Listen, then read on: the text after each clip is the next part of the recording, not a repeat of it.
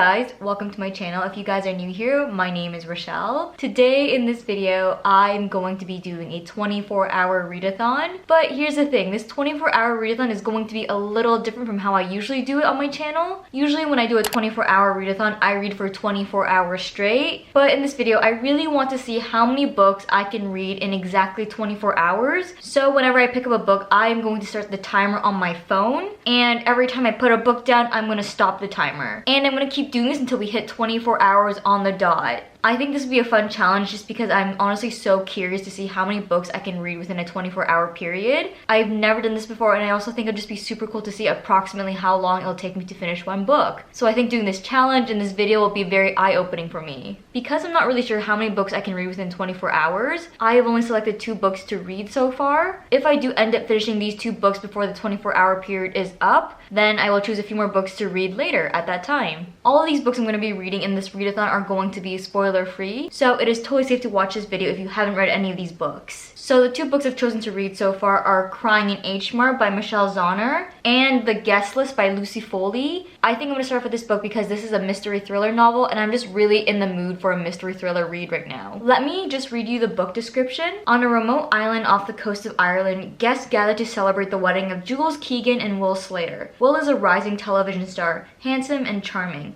Jules is a smart, ambitious magazine publisher. Though the sea is a little choppy and their cell service spotty, their wedding is everything you'd expect of a young power couple. Designer dress, 4-tiered cake, boutique whiskey, vintage champagne.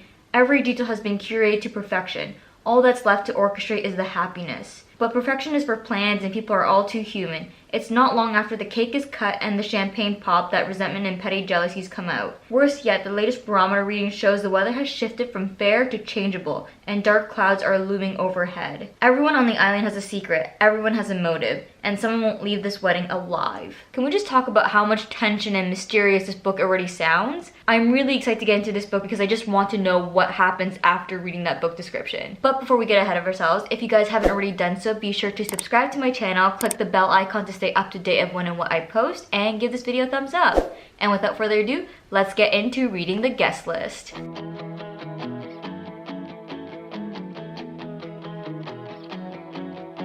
I was in and out of town every once in a while. We never got to do what we wanted to. But when the autumn leaves made you sad that you knew me, wish I could have been there for you. Okay guys, so I just hit the 1 hour mark and I am about 40 pages into the book. I definitely feel like I read really slow because I feel like a lot of people read like 100 pages within an hour. I don't necessarily love the book yet. It's still very much introducing the characters to us as well as setting up the story world. I definitely feel like I need to read a little bit more before I become hooked. But something I really like so far about this book is how each chapter is told from a different perspective. I believe we hear from the bride, the bridesmaid, the plus one, the best man, and the wedding planner. So 5 characters in total. I have absolutely no idea what the fate of each character is yet so far, so let's just keep reading. Brand new feelings and brand new thoughts, and now you're showing it off. I've been stuck in the middle of what went wrong and all the reasons why. Okay, so I've been reading for about 4 hours so far, and I am currently 153 pages into the book. Where I'm at right now, I don't know who's dead yet, but I do think a lot of the main characters do have a motive. It just seems like almost everyone has a reason to not like someone else. Like the plus one whose name is Hannah, her husband is Jules' best friend, and in the past, it seems like Hannah's husband and Jules had like a brief fling. So it seems like Hannah is kind of bitter towards Jules because there may or may not be a little bit of chemistry left between Jules and her husband. And then Jules seems to have a bit of resentment towards her bridesmaid who happens to be her half-sister. It just seems like Jules is a little cheesed at her because her half-sister Olivia gets along with her mother a lot better than she does. Then it appears that Olivia dislikes the best man because the best man kind of just wants to have fun with her, but it's really giving her weird vibes. Yeah, so it really seems like every single main character has some sort of dislike to a certain degree for someone else, which gives gives him a motive to kill someone. But the only two people I can't really figure out potential motive for them to kill someone yet are the best man and the wedding planner. I have to say one other thing though. Will, the groom, he seems like a really nice man, but he just seems too charming. And it's somewhat rubbing me in the wrong way. So I think there's something weird about him, but I could also be completely wrong about this too.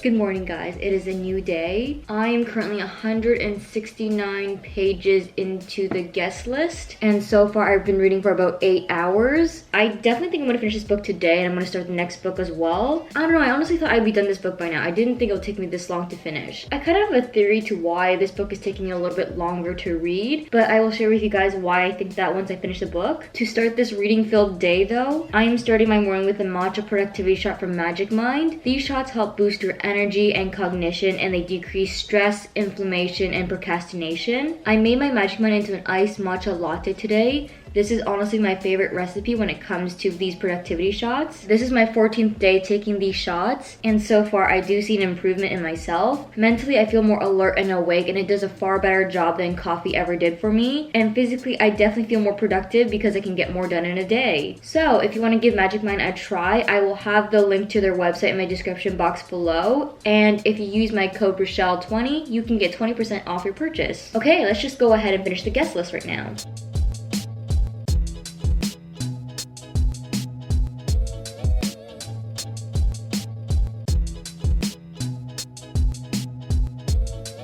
Okay guys, so I have been reading for about 8 hours and 48 minutes, and I just finished the guest list. This book is actually a book that I really want to talk about, so let me tell you about my thoughts on it. This book is a very slow-moving thriller, and honestly, I don't think these types of books are for me. Personally, I think mystery thrillers should be a little bit more fast-paced, just because when it's fast-paced, there's that feeling that it keeps you on the edge of your seat, which makes the suspense feel more real to me. But in this book, the plot just dragged on, and when the book started to reveal more things, I kind of already just lost interest in the story by then. And I'm probably being kind of harsh when I say this, but this book was just kind of boring to me. I will say though, I did not expect how it ended. When I found out who died and who killed them, I was actually surprised. I've heard a lot of people say this book was predictable, but honestly though, I actually didn't find it predictable at all. Maybe because as I was reading this book, I was half invested, half present into the story, which maybe is the reason why it took me about 8.5 hours to finish this book. I just think I tend to read slower when I'm not enjoying the book as much. I will say though, it was really nice to read from different character POVs. However, none of the characters in this book were likable in my opinion. All the petty dramas and grudges a character had with another character really just annoyed me. And I just couldn't find myself caring for any of them. It really upsets me because I'm usually someone who loves character-driven stories, but this one just wasn't for me. Ugh, I can't tell you enough how disappointing this book was. I mean, the remote island was just such a good setting for a mystery thriller novel, but the execution of the rest of the story just wasn't great. So in the end, I ended up giving this book a 2.5 star rating. Whenever I finish a book that I didn't really enjoy, I kind of find it hard to pick up the next book,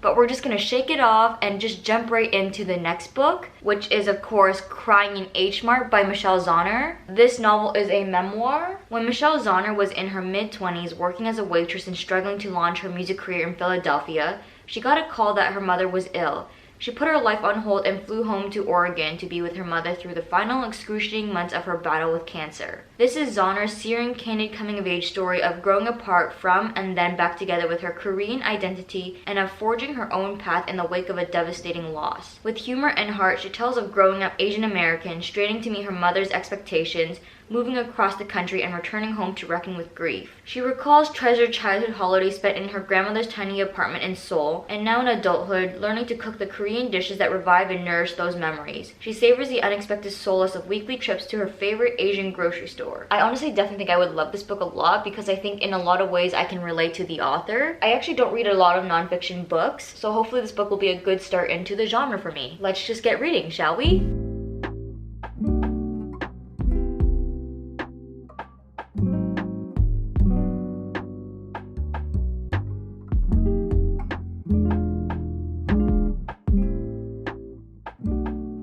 Hi guys, it is the next day and I just woke up. I have been reading for about 10 hours and 45 minutes so far, and I am 50 pages into Crying in H Mart. So far, I have to say this book starts a little bit slow. Actually, I'd say it's more like medium paced. Because this is a nonfiction novel, it reads a little bit different to me and I can't really explain it. It really just feels like a different vibe than fiction books. Not to say that it's bad, but it is taking me a little bit of time to adjust. But in terms of this story, something I did not expect was that Michelle, the author, she is half Korean from her mother's side and half Caucasian from her dad's side, who's from the US. Before starting this book, I actually thought both sides of her family were Korean. However, even though Michelle is mixed race, she talks a lot about her Korean background because growing up, she did spend a lot of time in Korea. Like every other summer, her and her mom would go to Korea. And something she wrote that really stood out to me was that when she was in the US, people would think she's Asian, but when she went to Korea, people would think she was white. I don't know, that kind of just stood out to me so much just because something like that would never have crossed my mind if Michelle didn't say it in the memoir.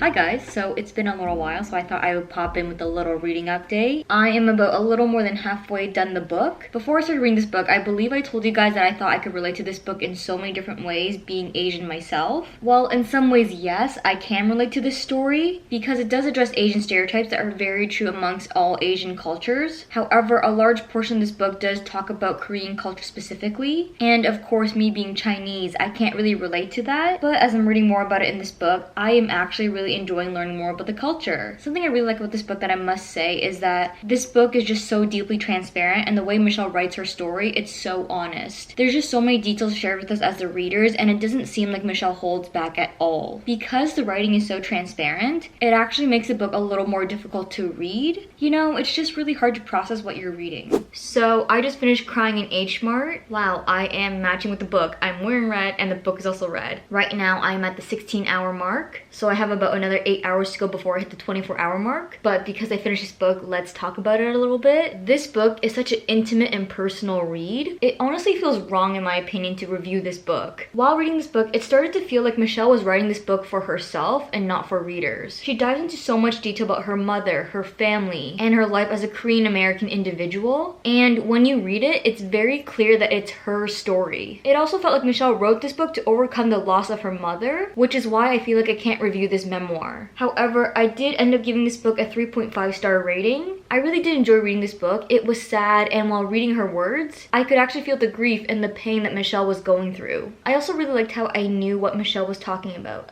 Asian mothers, about being an Asian child, and just being a daughter in general. But all of that being said, this memoir didn't amaze me. I'm not really sure if that's because this is one of the first nonfiction novels that I've picked up, and the fact that I don't read much nonfiction yet, or what, but this book just wasn't something I loved. However, I do recommend this book if you just want to hear more about Michelle's life, and I guess if you also want to read something that would give you a good cry. The next book I want to read in this readathon is Us Against You by Fredrik Backman. This is the second book in the Beartown series. I can't read the description of the book for you guys because that would give you spoilers of the first book, but I am going to say that when I read Beartown, I actually didn't think I was going to love it as much as I did, and because I loved it so much when I finished it, I of course want to now finish the rest of the series. The first book was an emotional, sad, difficult read, and I just felt for some of the characters. I mean, when I finished Beartown, I just really wanted a hug. I don't know how this book is gonna make me feel, but I guess only time will tell.